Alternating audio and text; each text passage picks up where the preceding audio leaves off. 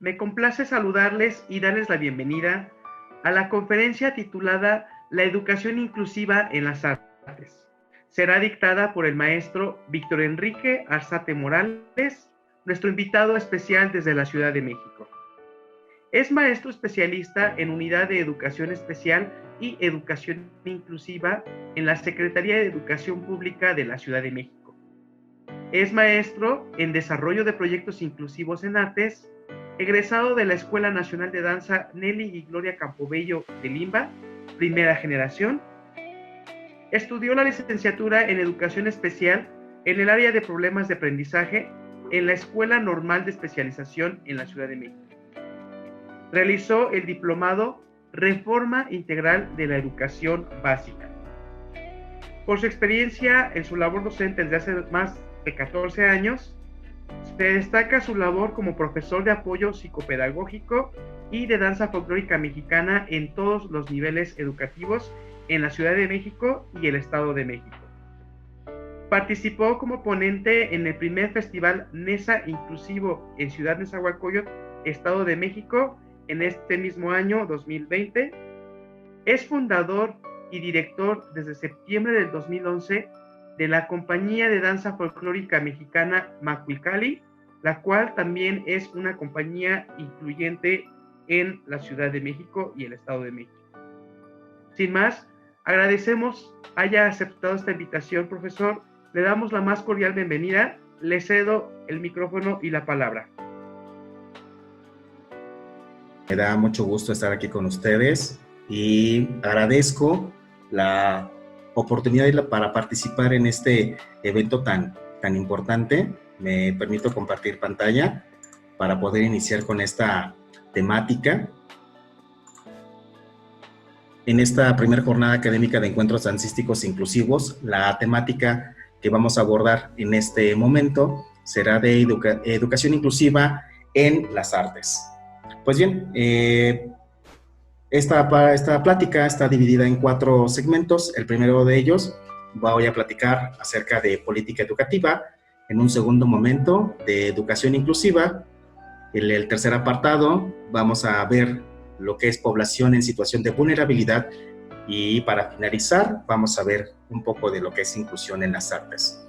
Pues bien, no es la discapacidad lo que hace difícil la vida, sino las barreras que pone la sociedad. Lamentablemente, estamos en el año 2020 y aún continuamos poniendo barreras para incluir a toda la población, independientemente de que tengamos alguna situación o alguna condición. Existen esas barreras. Y bien, para conocer la temática hay que ir a los antecedentes. El primero de ellos es la política educativa, tanto a nivel internacional como a nivel nacional. La esencia de la política educativa radica en la voluntad de mejorar los sistemas educativos para definir el rumbo de la educación en el mundo. En ese sentido, es para mejorar las condiciones de vida de los ciudadanos en este mundo que está en un constante cambio y en una constante evolución. En política educativa, voy a mencionar solamente algunos puntos importantes, como pueden ser reuniones, asambleas, decretos de diferentes instituciones, principalmente de la ONU y de la UNESCO. En 1993, en la Organización de Naciones Unidas lleva a cabo un encuentro en el cual se abordaron la igualdad de oportunidades para las personas con discapacidad, en donde se reconoce que este es un grupo que necesita de protección, y se enfatizan en diferentes prioridades, pero le dan como mayor énfasis y peso el hecho de garantizar el pleno ejercicio de estos derechos de las personas con discapacidad. Es aquí en 1993 donde se reconoce el concepto de discapacidad, en donde la discapacidad no está en la persona como tal, sino en las relaciones o las limitaciones que experimentan estas personas al enfrentarse a diferentes contextos, estos contextos que pueden ser inadecuados, que quizá no permitan el acceso por su estructura o también por la actitud de la población en general. Un año después, en España, en 1994, surge la Declaración de Salamanca y el Marco de Acción para las Necesidades Educativas Especiales. En este sentido, se empieza a dejar a un lado el concepto de normalización. Lo que se buscaba antes, principalmente en la década de los 80s, era normalizar a la gente con discapacidad cuando no se les veía como personas con discapacidad. Lo que queríamos era que fueran normales. Sin embargo, nos dimos cuenta, o se dieron cuenta, que pues no es lo correcto. Entonces surge en esta Declaración de Salamanca, en donde se busca que asegurar que tanto niñas y jóvenes con necesidades educativas especiales fueran incluidos en las iniciativas que estuvieran enfocadas en educación. Principalmente esto detonó una política educativa que se llamó atención a la diversidad. Y diversidad no solamente me refiero a diversidad en discapacidad, sino diversidad en general, todo tipo de alumnos. Para el año 2000, después de 10 años que se empezó a implementar la educación, la educación integradora, se hace esta primera valoración después de 10 años de su implementación, y varios países empezaron a exponer cómo les había ido en esta década después de haber implementado diversas estrategias. Algunos mostraron éxito, la mayoría lamentablemente no fue así. Se encontraron como resultados muchas barreras, entre ellas la pobreza, la desigualdad y la exclusión. Y de aquí se generó un compromiso colectivo de garantizar una educación de calidad para todos, y esto se debe haber logrado en el año 2015. Estamos al 2020 y aún no se logra que tengamos una educación de calidad en todos los centros educativos de todos los niveles. Y lo que se busca precisamente es garantizar el acceso y la permanencia de todos estos estudiantes, dando énfasis en aquella población que se encuentra en situación de vulnerabilidad, que son excluidos por razones individuales, de género, lingüísticas o culturales. Esto resultó un acto político de justicia y equidad en favor de todos estos grupos que han sido históricamente excluidos o vulnerados. Para el año 2000 también, en ese mismo año, en Gran Bretaña, se publicó un libro que fue bastante, y sigue siendo de mucho peso, que habla de inclusión, y se llamó Índice de Inclusión, en donde se dejan de manejar términos como integración y necesidades educativas especiales para dar transición a otros nuevos, que es el vigente, que son los vigentes, perdón, que son inclusión y barreras para el aprendizaje y la participación. Este documento es muy importante y es interesante porque marca la pauta de cómo puedes cambiar la cultura, las políticas y las prácticas tradicionales para volverlas inclusivas. Es un manual prácticamente en el cual te orienta cómo poder favorecer esos tres aspectos y dejar a un lado la cultura tradicional. También en el año 2006 se generó la Convención sobre los Derechos para las Personas con Discapacidad. Esto es un documento que tiene su origen en la Organización de Naciones Unidas, en donde lo que buscan principalmente es promover, proteger y garantizar el disfrute pleno y por igual del conjunto de derechos humanos de las personas con discapacidad. Y surge también en este documento un término que es vigente y que tiene mucho peso, que se llaman ajustes razonables. ¿Y qué es esto? Un ajuste razonable son todas aquellas modificaciones o adaptaciones necesarias para incluir a las personas con discapacidad. Y estos ajustes, precisamente, lo que se busca es que las personas con discapacidad que se están interactuando en diversos contextos no se conviertan en una carga para ellos. En este sentido, la sociedad, el sistema, debe de ser flexible y debe hacer los ajustes pertinentes. Por ejemplo, si son personas con debilidad visual o con discapacidad visual, se busca que estemos quizá capacitados en sistema de lectura braille, de escritura braille, o utilizar macrotipos. Si son personas sordas, quizá comunicarnos con lengua de señas mexicanas. Si son personas con discapacidad motriz, quizá realizar adecuaciones de acceso, como podría ser el hecho de colocar rampas, elevadores, o ubicarlos quizá en la planta baja de cualquier infraestructura, precisamente para que puedan tener acceso a sus derechos. Respecto a política nacional, pues obviamente la política internacional que mencioné anteriormente tiene un impacto en México, dado que México es miembro de la UNESCO, está afiliado, pertenecemos a la UNESCO, entonces debemos dar seguimiento a la política internacional. Y a nivel nacional, pues obviamente también se generan diversas leyes, acuerdos, políticas en las cuales se debe de incluir a todas las personas en situación de vulnerabilidad. Por ejemplo, en el año 2002 se generó el Programa Nacional para el Fortalecimiento de la Educación Especial y de la Educación Inclusiva. En el 2003 se generó la Ley Federal para Prevenir y Eliminar la Discriminación. En el 2006 se generó la Ley General de las Personas con Discapacidad. En el 2011, la Ley General para la Inclusión de las Personas con Discapacidad. Hace un momento comenté que el Índice de Inclusión es un manual para cambiar la política, la cultura y las prácticas. Y ese manual en México se aplica a través de esta estrategia que surgió en el 2018, que es la Estrategia de Equidad e Inclusión, en donde este manual está adaptado a México. La base es el Índice para la Inclusión, que es un documento de la ONU, y en México está adaptado como la Estrategia de Equidad e Inclusión. Y efectivamente se enfoca a brindar estrategias y va guiando cómo podemos cambiar la cultura, las prácticas y la política educativa en los centros escolares en nuestro país. Bien, ahora, para hablar de inclusión, de una educación inclusiva, era necesario conocer lo que respecta a política educativa. Pues bien, ahora vamos a esta temática, educación inclusiva. Esto es un proceso que implica identificar y eliminar barreras, impulsa la participación y las centralidades del aprendizaje. Vamos por partes. En ese sentido, la educación inclusiva es un proceso que detona un movimiento permanente y sostenido de políticas, culturas y prácticas, lo que les mencionaba del índice de inclusión, para satisfacer las necesidades educativas de todos los alumnos.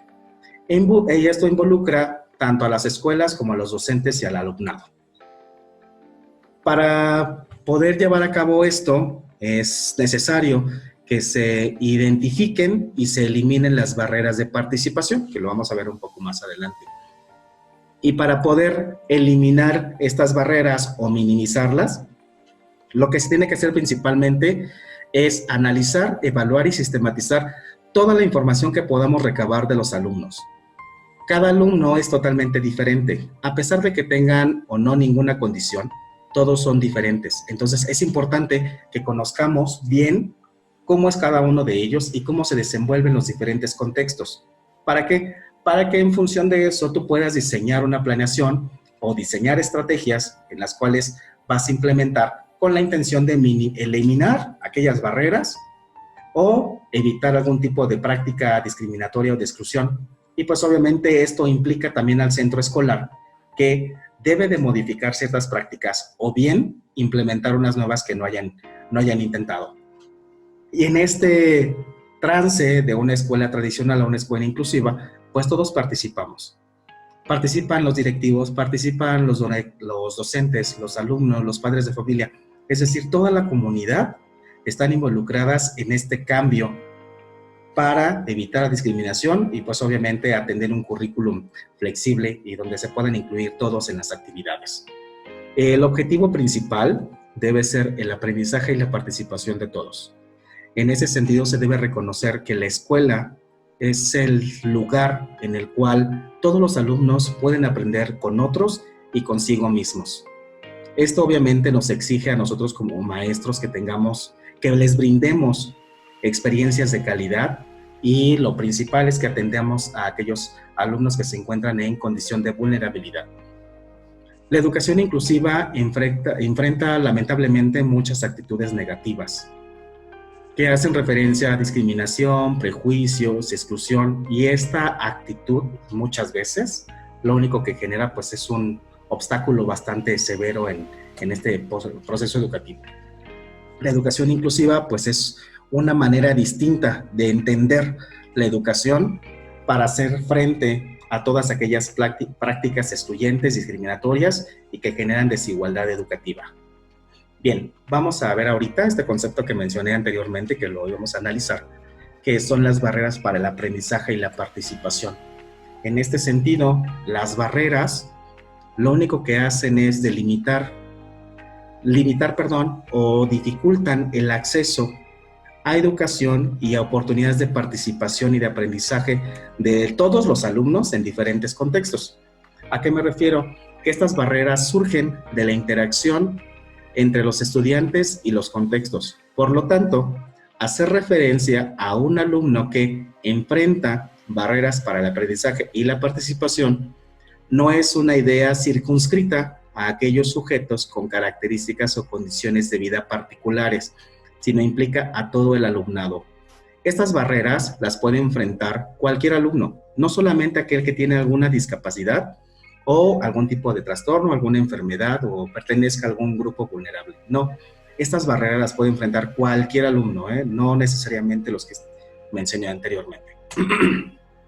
Y bueno, la educación inclusiva es un lenguaje que expresa una nueva visión de la educación basada en la diversidad y en la transformación de los sistemas educativos. Es entender que atender la diversidad es sano porque estamos incluyendo, estamos considerando las características de los alumnos. Muy bien, ahorita vamos a este tercer apartado que he estado haciendo referencia de población en situación de vulnerabilidad, pero ¿quiénes son? ¿Quiénes son estos sectores? ¿Quiénes son estos grupos? Vamos a ver un poco de ello. Algunas de las expresiones que escuchamos muy constantemente, y es lamentable, tanto en la escuela como en la familia, en la sociedad, son frases como tonta, eres una retrasada, el maricón ese, yo no lo quiero en mi grupo porque está gordo, ¿por qué no eres una niña normal?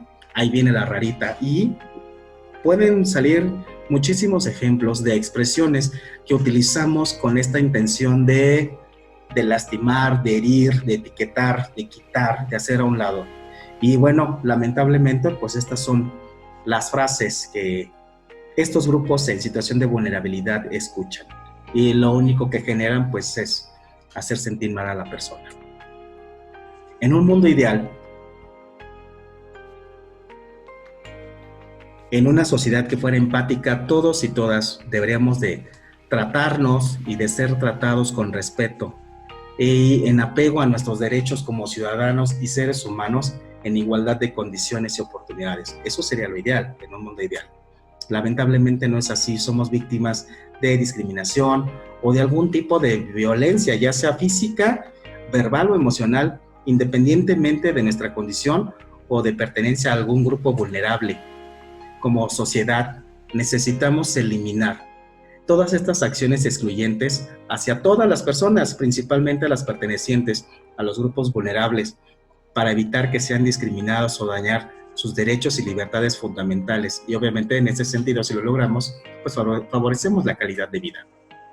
La discriminación es un fenómeno que promueve el odio, la ruptura familiar y fortalece la intolerancia hacia la diversidad. Limita el desarrollo de las personas y disminuye la calidad de vida. La vulnerabilidad crece o se incrementa por aquellas conductas discriminatorias, así como por aquellos actos de intolerancia y de rechazo, originadas por la ignorancia, el miedo, la formación profesional y la cultura contra determinado grupo de personas. Pero bueno, ¿quiénes son ellos? ¿Cuál es la población en situación de vulnerabilidad? Y bien, de acuerdo a los derechos humanos, una persona en situación de vulnerabilidad son todas aquellas personas o grupos que por sus características de desventaja por edad, sexo, estado civil, nivel educativo, origen étnico, situación o condición física y o mental, requieren de un esfuerzo adicional para incorporarse al desarrollo y a la convivencia. Para atender a los grupos en situación de vulnerabilidad, es necesario que se establezcan medidas de discriminación positiva o acciones afirmativas que propicien un trato igualitario a través de disposiciones para protegerlos. Aquí hay un término que habla de discriminación positiva. Existe la discriminación positiva y esto es, ejemplo, quizá el hecho de hacer un grupo especial de básquetbol de niños con discapacidad intelectual o con síndrome de Down. Esta es una estrategia de discriminación positiva, es decir, utilizar a la población en situación de vulnerabilidad para tener un impacto a nivel social. Eso es válido, quise aclarar este concepto de discriminación positiva, pero son acciones con la propia gente en situación de vulnerabilidad para que tenga un impacto a nivel social y que la sociedad voltee a verlos y diga, sí pueden hacerlo o sí lo logran hacer, no sabía que existían. Entonces la intención es que exista que la sociedad sepa y voltee a verlos. Son estrategias. No se trata, como puede parecer, de beneficios legales superiores a los de la población en general, sino de las medidas determinadas, estratégicas y temporales que les garanticen la igualdad y la equidad frente a quienes se encuentran en indefensión o desigualdad, logrando con ello un justo equilibrio en las estructuras sociales. Por ejemplo, aquí hago referencia a que no se trata de tener como ciertos beneficios, no. Por ejemplo, la Convención sobre los Derechos de las Personas con Discapacidad. No es que las personas con discapacidad tengan más derechos que el resto de la población o de la ciudadanía, no. Lo que se busca es dar énfasis en estos derechos para que se puedan aplicar y no los estemos violentando, no estamos truncando el derecho a sus derechos y garantías individuales. En mayor o menor medida, todos somos susceptibles a que se violen nuestros derechos. Sin embargo, existen grupos o personas que por sus propias características o condición presentan mayor vulnerabilidad. Se puede precisar que la vulnerabilidad se origina a partir de la reunión de ciertos factores, ya sean internos o externos, o en conjunto, y esto disminuyen o anulan la capacidad para enfrentarse a una situación determinada que ocasiona daños o alguna consecuencia. Estos factores internos son aquellas características propias de las personas, como puede ser el género, la edad, la discapacidad, salud, su ideología, sus intereses, etc. Y aquellos factores externos son todos aquellos lugares o contextos o situaciones en los cuales las personas nos desenvolvemos, como puede ser el trabajo, la escuela, la familia. Entonces, ambos factores, tanto internos como externos, pueden influir para que pudiéramos ser vulnerados de nuestros derechos, principalmente de nuestros derechos, la violación a nuestros derechos. La vulnerabilidad puede generarse de manera multifactorial, es decir, que se pueden mezclar los factores internos con los externos o solamente los internos. Y bueno, en ese sentido, lo que genera es que seamos como más propensos a ser vulnerados. Muy bien. Pues vamos ya a la recta final. Ya vimos política educativa, ya hablamos de inclusión en educación, ya vimos quiénes son las personas que pueden ser sujetos a ser vulnerados de sus derechos. Ahora vamos a lo bonito de esto, a lo que resulta agradable presentar, que es cómo actualmente se está luchando para poder generar esta inclusión de aquellos que han sido históricamente vulnerados. Vamos a ver un poquito acerca de lo que es inclusión en las artes. Y hay una frase que me gusta mucho, que dice, hay que humanizar a la humanidad. Y pues bueno, es triste y es real, pero es lo que tenemos que hacer. Y una estrategia muy buena es y será el arte. De verdad que esto ha sido una maravilla. En ese sentido, las distintas manifestaciones de lo que llamamos arte, como la plástica, la literatura, la música, la danza, las actividades, son actividades propiamente humanas y por lo tanto, teóricamente, ya sea como creadores o como espectadores, debería estar disponible a toda la población sin hacer ningún tipo de distinción. Lamentablemente, la inclusión en estos ámbitos de la sociedad todavía es un gran desafío. Afortunadamente, el arte es un medio en el cual se puede incluir a toda aquella población que han sido excluidas de la sociedad. Aquí voy a presentar una serie de imágenes que demuestran cómo las personas con discapacidad o alguna situación de vulnerabilidad se están incluyendo en el arte, y el beneficio de todo esto es que logramos favorecer la autoestima de estas personas, y pues obviamente estamos con ello favoreciendo la calidad de vida. ¿Por qué? Porque están siendo considerados sin importar la limitación que ellos están teniendo. La limitación la ponemos nosotros a veces como sociedad, porque de verdad que nos pueden generar mucha sorpresa todo lo que podemos hacer, de verdad, sin importar de que tengamos alguna discapacidad o alguna condición. Aquí podemos observar esta parte de la cultura drag, una persona con discapacidad motriz practicando drag. Entonces realmente ha sido como muy interesante cómo se ha ido abordando la inclusión de las personas en situación de vulnerabilidad. Afortunadamente existen compañías o agrupaciones y redes que se enfocan en gestionar y desarrollar proyectos inclusivos en artes escénicas o también en otro tipo de arte en general. En ese sentido voy a platicar un poquito ahorita acerca de una red española que he estado siguiendo y he estado conociendo, he estado investigando. Se trata de la Red Española de Teatros, Auditorios, Circuitos y Festivales de Titularidad Pública. Y es una asociación sin fines de lucro que se constituyó hace 20 años en España. Y esta asociación tiene un convenio de colaboración con el Instituto Nacional de las Artes Escénicas y de la Música del Ministerio de Educación y Cultura y Deportes en España. Esta red, que se dedica a impulsar el sector de las artes escénicas y de la música, haciéndolo más accesible para toda la población, tanto como público como participante, como artista. Desde su creación, la red ha publicado 6 boletines de inclusión social en las cuales presenta a diversas compañías que están desarrollando proyectos inclusivos.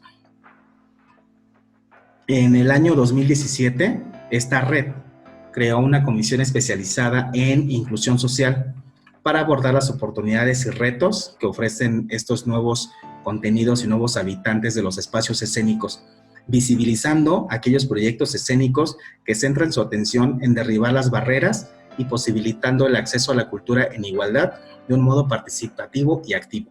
Esta red, no pongo ahorita porque esta red precisamente lo que hace es organizar diferentes compañías en el cual están incluyendo a gente con discapacidad o con alguna situación o que pertenezcan a un grupo vulnerable, precisamente para dotarlos de habilidades, de herramientas en las cuales ellos puedan estar en un escenario y puedan estar trabajando.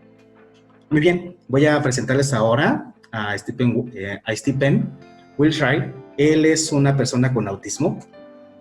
Él, desde que tenía 3 años, es diagnosticado, y él es muy famoso porque logra reproducir escenarios de gran detalle solamente con verlos. Le llaman la cámara humana porque él no recuerdo el año, pero vino a México y en la Torre de Vancomer él pudo hacer un lienzo en el cual representa la Ciudad de México a gran escala. En ese sentido, para que él pudiera hacer este lienzo, solamente hizo un recorrido por helicóptero y un recorrido en auto por las principales vialidades y lugares de la Ciudad de México para poder generar este lienzo. Y este lienzo tiene un ancho de 4 metros y fue presentado en la Torre Vancomer, y aquí lo tenemos a él, una persona autista, en la cual su visión es su mejor herramienta y reproduce esos lugares de esta manera. Entonces es increíble cómo esta persona con autismo tiene esta capacidad óptica y lo puede reproducir de esta manera. Muy bien, y a nivel nacional, pues obviamente a nivel nacional ha sido bastante interesante porque se están gestando actualmente muchos proyectos en los cuales se está visibilizando y se están abriendo las puertas para que las personas en situación de vulnerabilidad participen. Y ejemplo de ello, tenemos a México de Colores, que es una propuesta de arte escénica, inclusión, una compañía de danza folclórica mexicana con temática gay, y es fundada y dirigida por el maestro Carlos Antúnez y surgió desde hace ya casi 10 años. Tenemos al Ballet Incluyente, que es una plataforma de inclusión para personas con discapacidad, sus familias, a través del arte. En ese sentido es interesante porque están incluyendo a la familia como parte de los artistas que participan en escena con ellos. Nació en el año 2016 y tiene el apoyo del Municipio de Arte y Cultura allá en Puebla, y esto fue con la intención de que se sumaran al Festival de Arte e Inclusión Diverso, que anualmente se celebra en ese estado y se enfoca a la discapacidad. Tenemos este reality show que se llama La Más Draga, que es una serie web de competencia mexicana. La productora es La Gran Diabla y se transmite solamente a través de YouTube.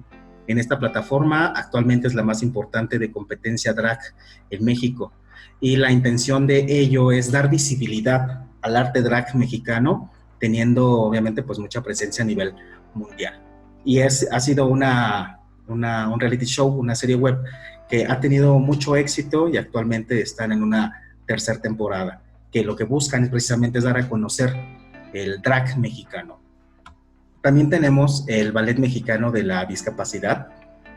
Este se fundó en el año 2009 y ofrece una propuesta inclusiva desde el arte de la danza para personas con discapacidad.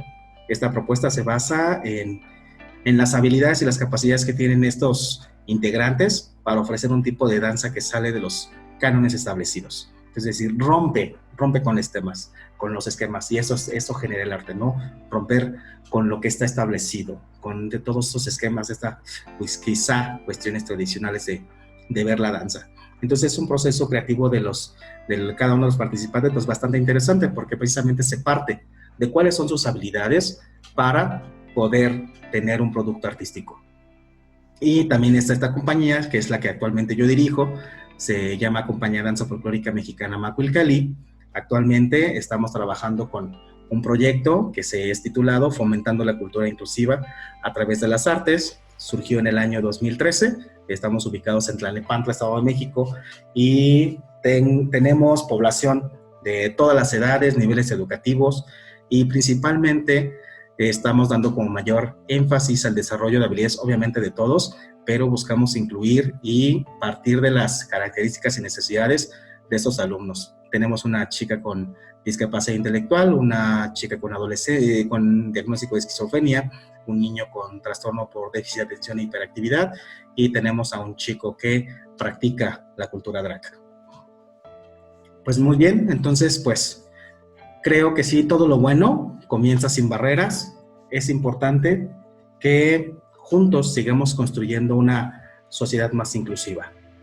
Y pues bueno, este es el fin de mi presentación. Les quiero agradecer su tiempo, su atención, y pues que tengan un excelente día. Muchísimas gracias. Hasta luego y fue un placer.